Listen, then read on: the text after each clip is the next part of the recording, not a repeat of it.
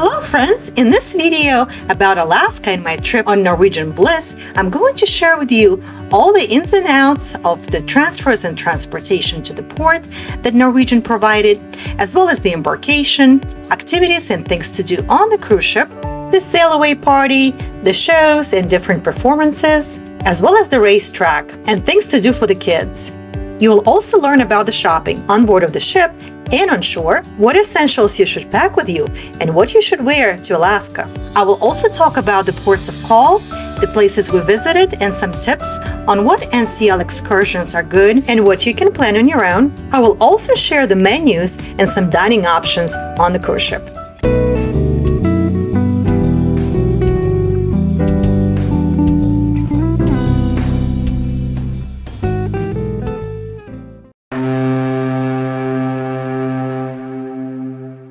The cruise started and ended in Seattle, so we had to fly from Baltimore to Seattle, and we used Norwegian BOGO flights.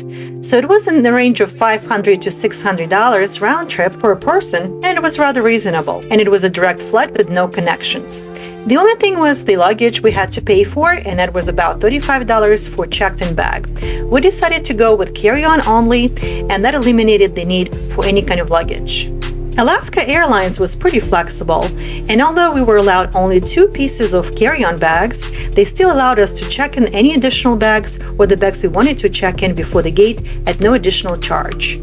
We flew in early in the morning, and thankfully there were no delays, so we were able to do our check-in on the cruise ship at 12 noon. We did purchase the transportation from NCL to get us to the port. It was $50 round trip, and for $25 each, it was 3 of us, so for $75 I could have grabbed a taxi and didn't worry about all the lines of people and waiting for the bus. The good part was that we were able to drop our bags off right here at the airport to get it delivered to our rooms. On the way back, upon your return, they offer a very similar service where they can check your bags ahead of time. If you have to wait for the plane or you have a full day to explore, you can get rid of your bags early on when you get off the bus. So you can sign up for that program a day before disembarkation while you're still on the cruise ship. The bus terminal was right at the airport, and all the buses that are going to the cruise ships were picking people up right here. The ride to the port was about 30 minutes, and the port gates are located right downtown Seattle in a very busy touristy area. So during the disembarkation, if you wanted to explore the city and get rid of your bags right away, it's a very convenient way to explore the city without worrying about renting a car or rushing to the airport right after your disembarkation. As you know, most cruise ships arrive back to the port very early in the morning. It could be 6 or 7 o'clock in the morning. So you have a little bit of time to eat breakfast, get dressed, leave the cruise ship, go through customs, and then explore. Our flight back to Baltimore was not until later in the evening, around 10 p.m. So because of that, we had a whole day to do something. So we did rent a car and drove around, just because we had so much time before our flight. The embarkation process wasn't too long and the lines were not too bad, so we were able to get through the lines in about 30 to 40 minutes. If you're traveling with minors and you're not the parent, make sure you check Canadian visa requirements because one of the stops will be in port in Canada. As US citizens, my children did not need their passports, so I was able to bring just their birth certificates for the check-in. And when we visited Canada, nobody asked for any additional documentation. In comparison with other cruise ships and other embarkations I've done, this one was very organized, and they made you to do a muster drill first. So they sent you to the right gate to do the muster drill and the check-in. The cruise ships are so big that it's always hard to find where that station is. And especially if you're coming on the cruise ship early and your rooms are not ready yet, you would not know where that muster station is. So it's very convenient for them to send you do your check-in first before anything else. They usually let you come to your rooms after 3 p.m. in the afternoon. One of the best parts of a cruise to Alaska is the views. So your best bet is a balcony suite so you can sit outside and watch the world go by.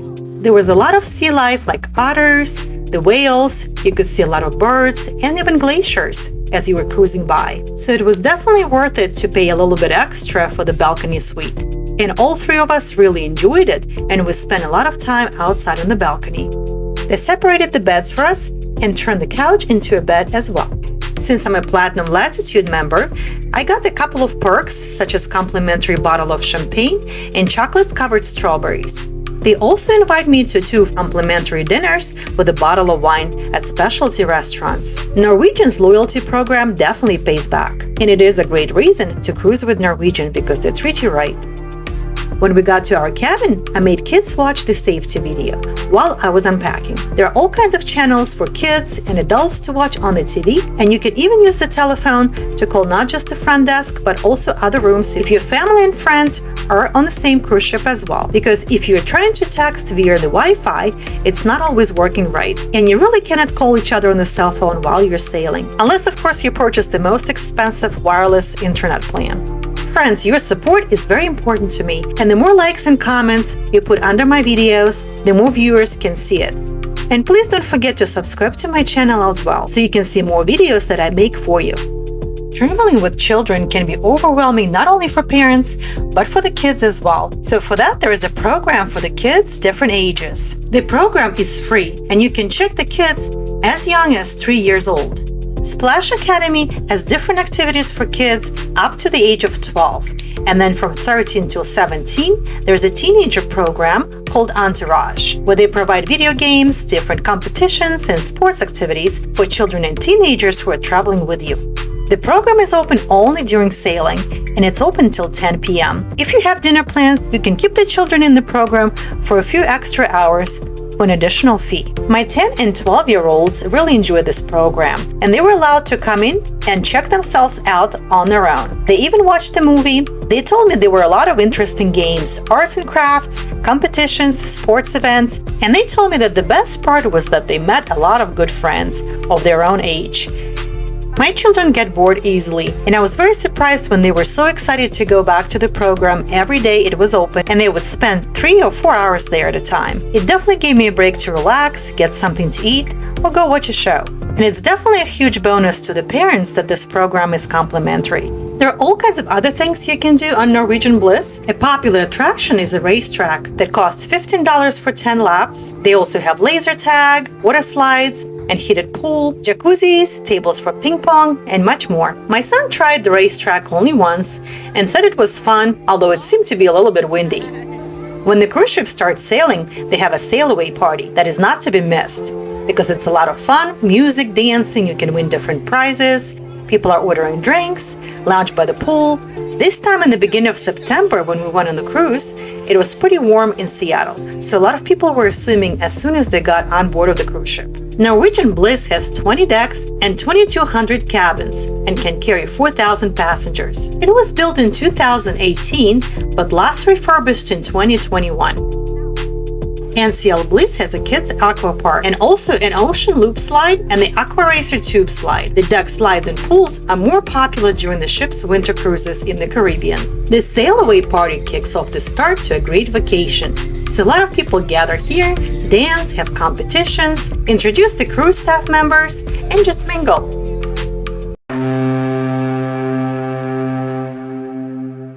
After the hassle of checking in and embarkation, everybody's hungry.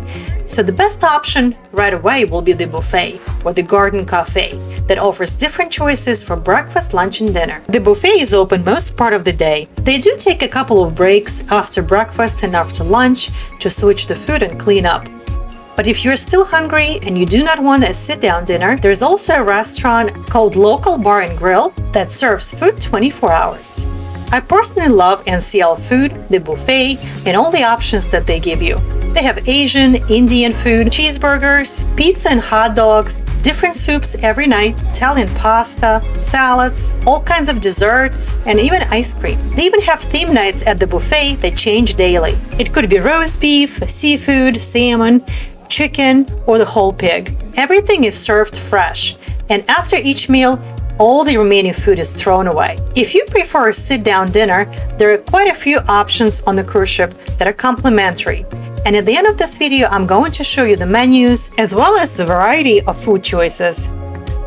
In the main two-story lobby, you can find the front desk and guest services, excursions desk, Starbucks, and the restaurant I already talked to you about that's called Local Bar and Grill on the second floor that is open 24 hours. In my previous videos, I mentioned that some excursions book out really fast, especially the best one. So if you plan on booking excursions with Norwegian, make sure you do it 4 months in advance during the time when you're making the final payment. At that time, there are usually a lot of different excursions and great choices. As it gets closer to the cruise date, usually a lot of them are sold out, and you only have a couple of options. Check out my other videos about excursions, how to book them, and where I provide different tips on where else you can look for excursions for your ports of call. To summarize your experience booking your excursions through Norwegian, I would say it has a couple of benefits and a couple of disadvantages. The disadvantages are that these excursions could be pricey, and usually the description is pretty limited, not many photographs or images to see what this is about. So a lot of times when you're booking those excursions, you're booking in the dark, and you still have to do your own research and read the reviews online to see what is the best thing to see at those ports of call. Another disadvantage booking excursion through NCL is that you have to pay the full amount up front, and if you're booking the excursion 4 months in advance, you have to come up with those thousands or hundreds of dollars to pay for the excursions in advance. But if the port of call is canceled or the excursion is canceled, you will get fully reimbursed and get a 100% refund. The benefits of booking through Norwegian would be, of course, the convenience, where you don't have to look around, you don't have to go anywhere else, you can just book through Norwegian. And if something is canceled, you get refunded. The biggest plus is, of course, if something is delayed and you're on the excursion, the cruise ship will wait for you, and you will not get left behind. On the news, you constantly hear these stories about people left behind by the cruise ships, primarily because they arrived late to the boarding. Even on this trip, one of the tour buses broke down, and it had 50 people on board. Because it was NCL organized excursion, the cruise ship waited for everybody and delayed the departure by 40 minutes. So there is definitely some risk that something goes wrong. So be prepared, make arrangements in advance, talk to your outside vendors if you have to make sure that you get back on the cruise ship on time. If you plan on doing shopping on board of the cruise ship, make sure you do it while the cruise ship is sailing, and you will have plenty of opportunities to go to the gift shop and buy some souvenirs. And keep in mind that their prices are usually staying the same throughout the cruise. I tried to get a t-shirt on the first day of the cruise. It was $15. It was the same price on the last day of the cruise. So the prices did not change, although the signs were everywhere for 70% off, 50% off. It really did not give me 70% off of the items I wanted. So you can always check it out in advance and then come back when you wanted to get something on the last day of the cruise. Overall, the merchandise inside of the gift shop is pretty pricey, and you can get some better options when you go on shore on some of those ports of call, where you can do a lot of shopping for much less. The bigger challenge will be buying the convenience or the first aid items that you will need in case you forgot something at home, because these items are pretty pricey on the cruise ship. Here I'm going to show you some prices and some items that they have available at the convenience store. So be prepared, shop in advance. I have all kinds of shopping lists for you available through my channel. I'm going to leave a link to the playlist about cruising and all the shopping items that I'm suggesting for you to bring with you. Those videos have the actual links to Amazon products that you can purchase and bring with you on your trips. As far as souvenirs, you can get something small like this, a cruise ship, for $22. The bigger version of it is about $75. And of course, there's a luxury shop for watches and jewelry. And daily they run different events for ladies with a giveaway of different jewelry and trinkets.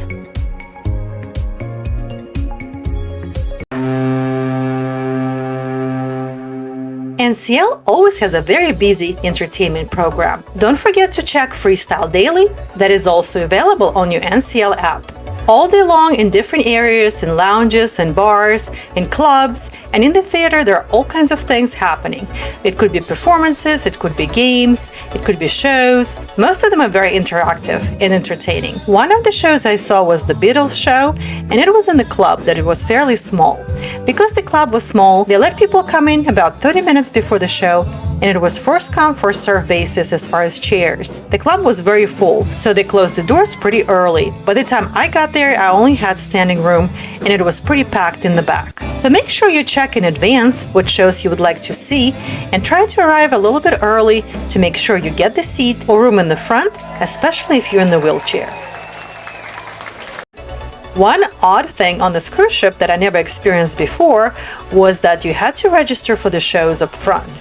So you had to go to the box office at the theater and ask them to make reservations for the shows that are playing.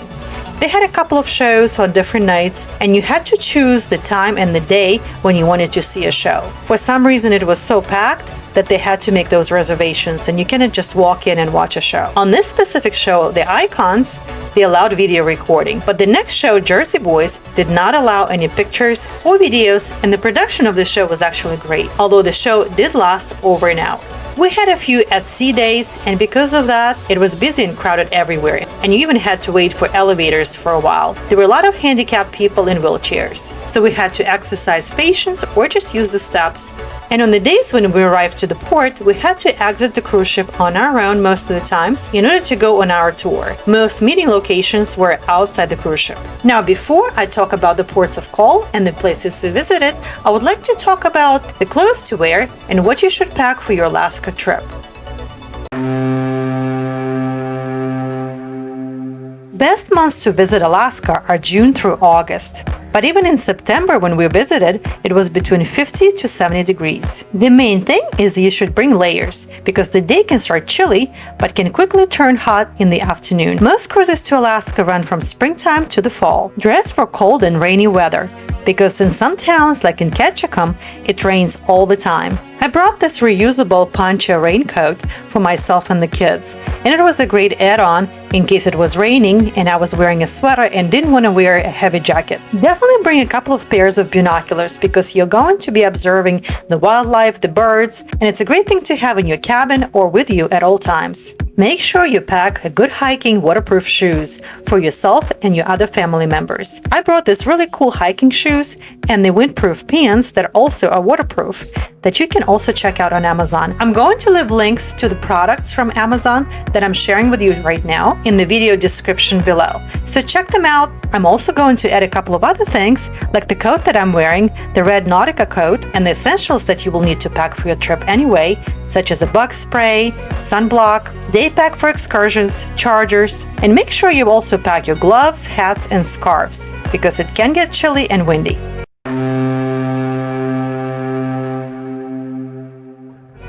Our first stop was in Sitka, Alaska. We did not book any excursions because the town is walkable and we could take complimentary shuttle into the town. I would like to point out that at the pier there are a couple of shops or souvenir shops. And after we came back from the town and went to these gift shops, we realized that the prices here were actually very reasonable, much less than in Sitka, Alaska. Plus, they had additional discounts of 40% off of most items in the store. So we did most of our shopping here before we got back to the cruise ship. The line that you see in here is to get to the free shuttle. And since there are two cruise ships, the line was pretty lengthy, and we probably spent a good 45 minutes waiting for the bus. It was a short 12-minute ride, and the line moved pretty quickly. Sitka is a rather small town, so we had plenty of time to go and explore and even shop before we got back on the cruise ship.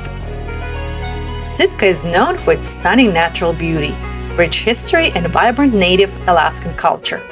The city is famous for its picturesque coastal setting, surrounded by mountains and the Pacific Ocean. It is also renowned for its Russian heritage, with historical landmarks showcasing the city's past as the former capital of Russian America. Sitka had a population of 8,458 people, making it the fifth most populated city in the state. Sitka has a lot of wildlife, both on land and in the surrounding waters.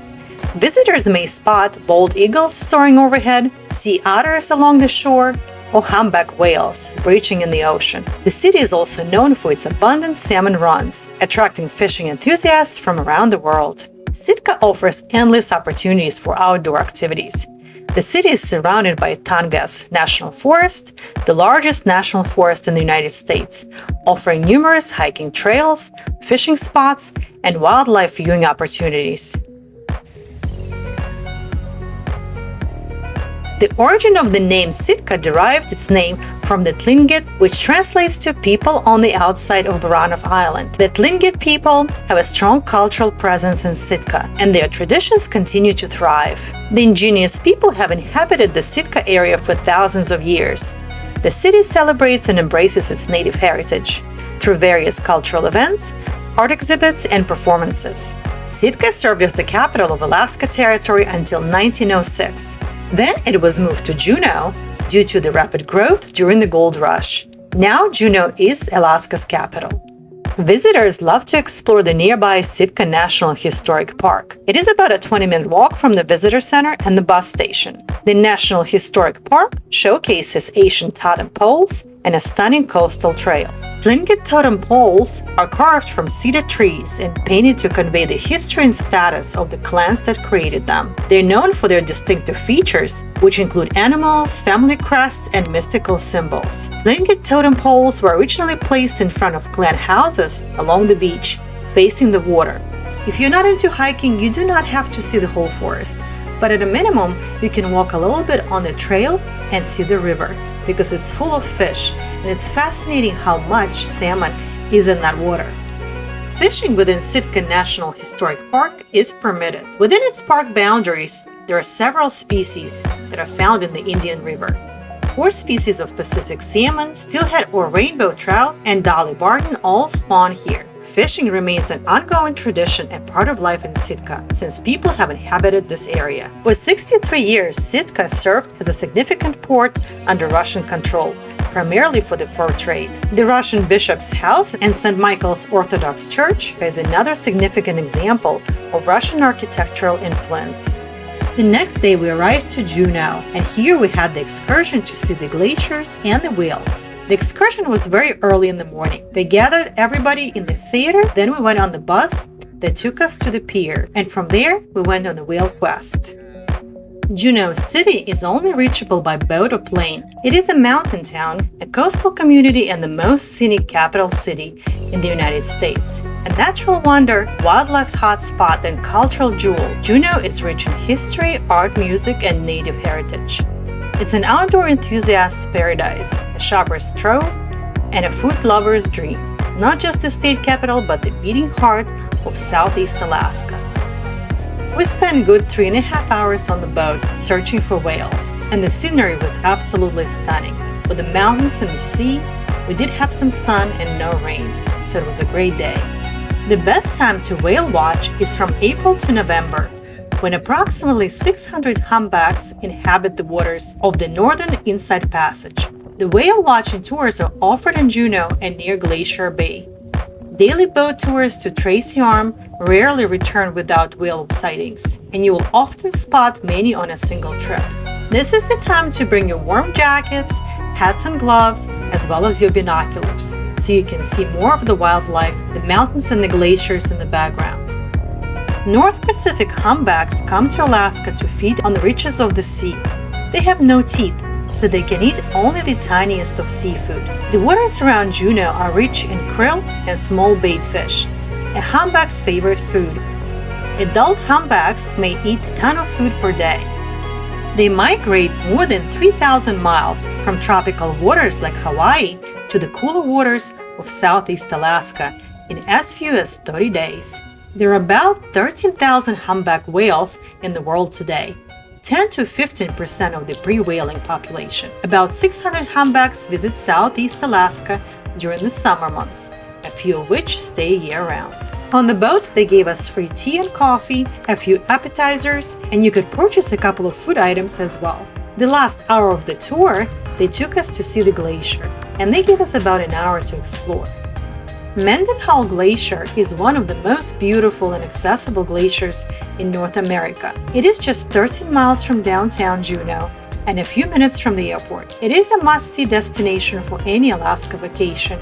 A half-mile wide with ice up to 1,800 feet deep, it's little wonder, and this is Juneau's most popular destination. Whether you're in town for a day or two, there are many ways to experience the glacier. If you're on a tight schedule, a trip to the Glacier Visitor Center provides fascinating information as well as excellent views of this ever-changing wonder. You can take a short trek down Photo Point Trail for the unobstructed view of the glacier's face and a perfect photo opportunity. If you can spend at least a half day, there are many ways to get up close to the majestic glacier. Enjoy the hiking trails that run along the surrounding terrain, including a moderately easy and well-marked trail to Nugget Falls. Alaska has 100,000 glaciers that cover 5% of the state, which is 128 times more than the rest of the United States. Glaciers in Alaska are melting faster than most places on the planet, and this can cause a range of conditions that can impact infrastructure and threaten public safety. In icy Strait Point, we purchased an excursion. We had to go on shore to go up the mountain and take the forest tram. If for some reason the excursion is not available, you can do it on your own. You're going to be right at the pier that has two different transporters, a green one and the red one. The green one goes to the town Hoonah, and the tickets are very inexpensive. If you wanted to stay at the pier, it has a gift shop, you can purchase some food, walk around the area, and check the information center for any excursions and tours. The red gondola that we took up the mountain costs about $50 per adult, and you can ride back and forth and round trip as many times as you like. You can purchase the tickets and the bracelets to the red gondola right here at the kiosk, or inside of the departure den right by the red sky glider. If you're wondering what is up there on top of the mountain, first of all, you get beautiful views. And there are different excursions there and a zipline tour. So if you purchase tickets in advance, you will need to go up the mountain. Up on top, they have trails through the forest, so you can do hiking there as well. Icy Strait Point, established in 1996 by the Alaskan native Hoonah Totem Corporation. It is the only privately owned cruise destination. Hoonah Totem Corporation is owned by approximately 1,350 Alaskan natives. Many of them are of the Tlingit people, and all profits directly support the community of Hoonah, Alaska's largest native Tlingit village. Tlingit locals didn't have a written language until very recently, so all their stories and history have been passed down through oral stories and art. Locals share the sea with humpback whales, orcas, seals, sea otters, halibut, and all 5 species of Pacific salmon. It is not uncommon to spot a humpback or an orca while walking along the shore. Cruise ship guests are encouraged to book their tours at their cruise line's websites prior to arrival. You can walk about 1.5 miles to Hoonah Town. The town has a few things to look at and places to eat. You can use the internet there as well, but it's quite pricey.